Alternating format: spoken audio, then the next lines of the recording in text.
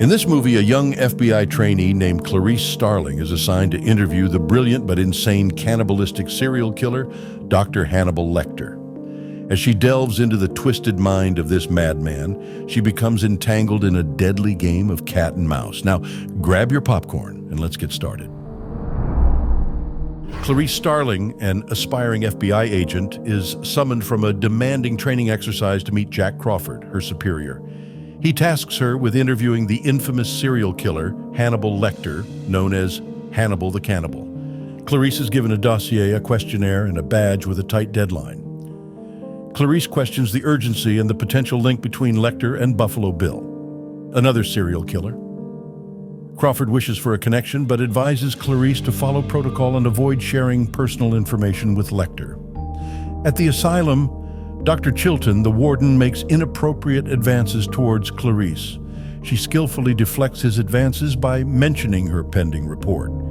Despite Chilton's objections, she persuades him to let her meet Lecter alone. As Clarice approaches Lecter's cell, she encounters Barney, a friendly staff member who offers support. Despite an offensive remark from an inmate, Clarice proceeds with determination into the world of serial killers and psychological profiling. Clarice Starling meets Hannibal Lecter for the first time. He asks her to come closer and notes that her badge expires in 1 week. She admits she is a student. He asks her to sit down and inquires about what Mig said. She tells him and he says he cannot smell her, but then takes a deep breath and describes the skin cream she uses and the low she wears. But not today. He is smart and observant. Clarice asks him about his drawings and he describes one, asking her if she's been to Florence. She asks him if he drew those pictures from memory and he tells her, "What I have is memory instead of a view." Clarice attempts to go right into the questionnaire, but Lecter berates her for starting so well with showing and accepting courtesy, established trust, and now this ham-handed segue into your questionnaire, this will not do. Clarice tells him he either will or he won't. Lecter insinuates that Crawford must be very, very busy with Buffalo Bill to send him a member of the student body. He asks her why they call him Buffalo Bill. Clarice mentions that the moniker started in Kansas City homicide and that they say he skins their humps. He asks Clarice what she thinks, challenging her acumen. She tells him she believes he likes to keep a trophy of his victims. Lecter tells her he didn't. Clarice says, "No, you ate yours." After this comment, Lecter requests the questionnaire. She sends it through the sliding door. He smiles at her and winks, thumbing over the pages. Clarice smiles back. Rejected, Clarice walks back past Miggs. He flicks a handful of semen into her hair, disgusting and shocking her. Lecter is appalled and calls her back. He tells Clarice, "That shouldn't have happened to you." Clarice tells him, "Then do this questionnaire for me." Lecter tells her, "No, but I'll give you what you really want." Lecter says, "Advancement, of course. Look up one of my old clients, Moffett." Lecter sends her off with that one little clue.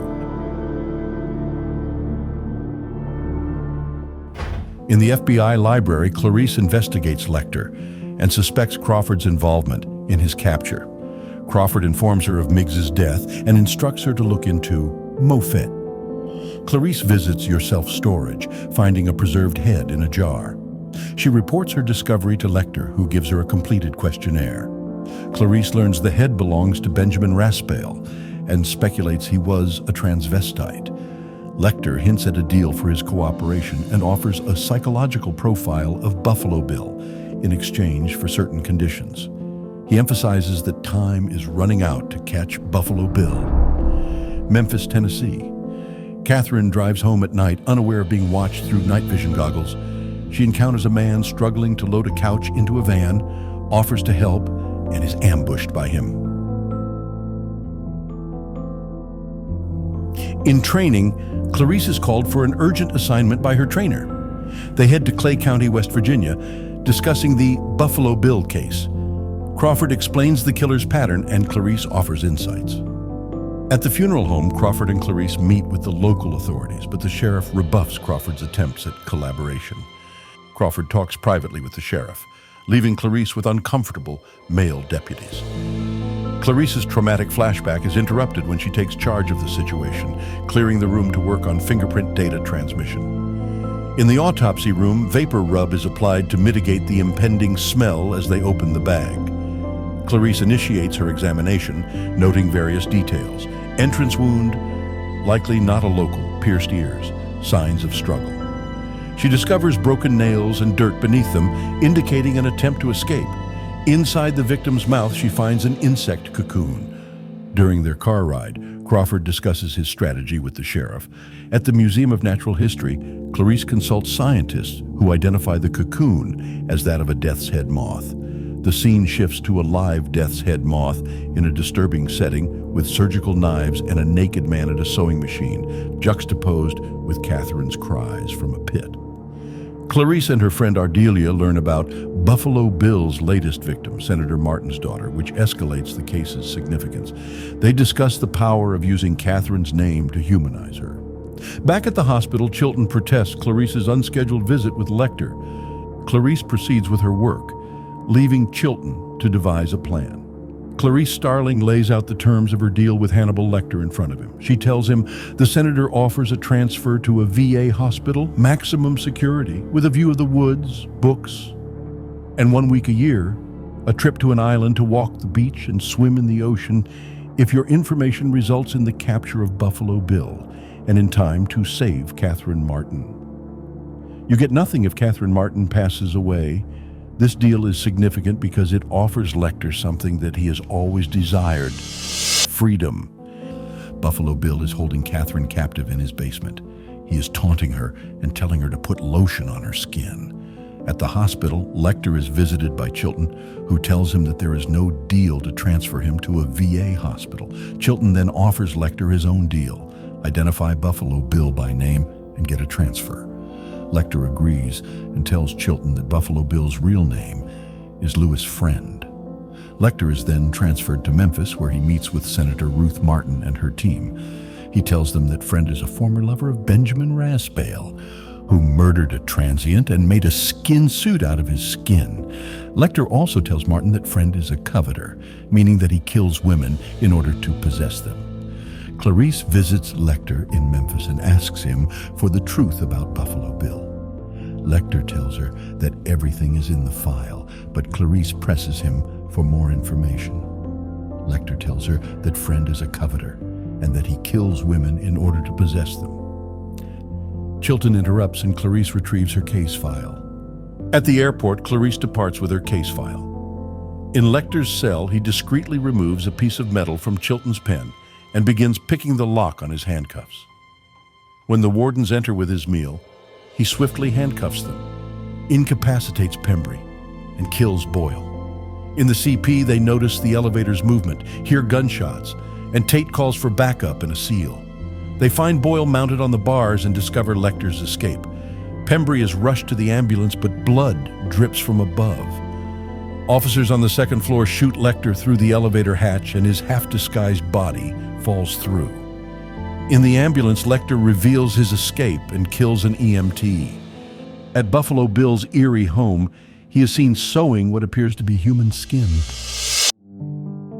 Clarice and Ardelia collaborate, examining the dossier. They notice Lecter's handwriting on a map, hinting at a connection between the scattered murder sites and Clarice's frequent presence. Realizing that Buffalo Bill must have known the first victim, Bimmel, they begin to unravel the puzzle. In Belvedere, Ohio, Clarice visits the Bimmel family's house. Mr. Bimmel allows her to explore his deceased daughter's room, where she finds incriminating Polaroids and a picture with a friend. In another part of the house, she discovers dressmaking supplies and realizes Buffalo Bill is creating a suit made from women's skin. Clarice calls Crawford with her findings, and he informs her that they have identified the suspect as Jamie Gum and are about to apprehend him in Calumet City, near Chicago. In Gum's basement, Catherine tries to lure Precious, Gum's poodle, with a chicken bone to escape her captivity. Meanwhile, Gum is dressing up in his grotesque human skin suit. Crawford and his team rush towards an airplane to capture Gum. Clarice interviews Bimmel's girlfriend at a diner, inquiring about Jamie Gum and Mrs. Lipman, hoping to find a lead. Calumet City, Illinois, a house on a gloomy day. Inside Gum's house, he tends to a death's head moth emerging from its cocoon. Outside, Crawford's SWAT team positions themselves. In the house, Gum hears Precious bark and squeal in pain. Outside, SWAT members move strategically inside. Gum rushes to the pit, searching for Precious. Outside, Crawford arrives, armed, and takes cover behind a tree. Outside, a disguised van approaches the house. Inside, Catherine threatens Precious, and Gum becomes frantic. Outside, a delivery agent holds a flower box. Inside, Gum retrieves a revolver, panicked. Outside, the agent rings the doorbell. Inside, Gum is thrown off his plan by the doorbell. Outside, the agent rings the bell again. Inside, Gum realizes someone's at the door. Outside, SWAT prepares to breach the house. Inside, Gum opens the door to Clarice, who mentions the Lipman family. Outside, SWAT smashes the wrong house's front door. Inside, Gum tries to close the door, but Clarice insists she needs to talk to him. Inside the empty house, SWAT members realize there's no one there. Clarice questions Gum, who uses the name Jack Gordon, about Mrs. Lipman. He tries to explain their connection. Clarice inquires about any documents Mrs. Lipman may have left behind and notices odd items like plastic rolls and spools of colored thread. Clarice hears the fluttering of a death's head moth. Realizing Gum's identity, she cautiously draws her revolver and asks to use his phone. Gum then tries to evade her. She draws her gun and orders Gum to freeze, but he escapes into the kitchen. Clarice pursues him to the basement, where she discovers his lair and eventually the pit, where Catherine is held. Gum turns off the lights and uses night vision goggles to stalk Clarice. After a tense moment, he decides to attack her, but is swiftly shot dead by Clarice. Outside Gum's house, Crawford and the FBI process the scene, while Catherine is escorted to an ambulance. It's graduation day at the FBI Academy, and Clarice receives her permanent FBI badge with Jack Crawford watching. Clarice extends her hand, and they shake. Crawford reminds her not to forget her phone call. In a hallway, Clarice answers the phone call, and it's Lecter on the line. He cryptically asks her, "Have the lambs stopped screaming?" Advising her not to attempt to trace the call, he informs her that he won't be coming for her, preferring to keep her in the world as it's more interesting that way. Lecter concludes the call with, "I'm having an old friend for dinner." Lecter, now sporting a new look with a suit and blonde hair, calmly follows Chilton as he walks down the street. This amazing movie is a thought-provoking thriller that offers insights into human nature, the importance of intellect and empathy, and the need for courage in the face of fear and darkness.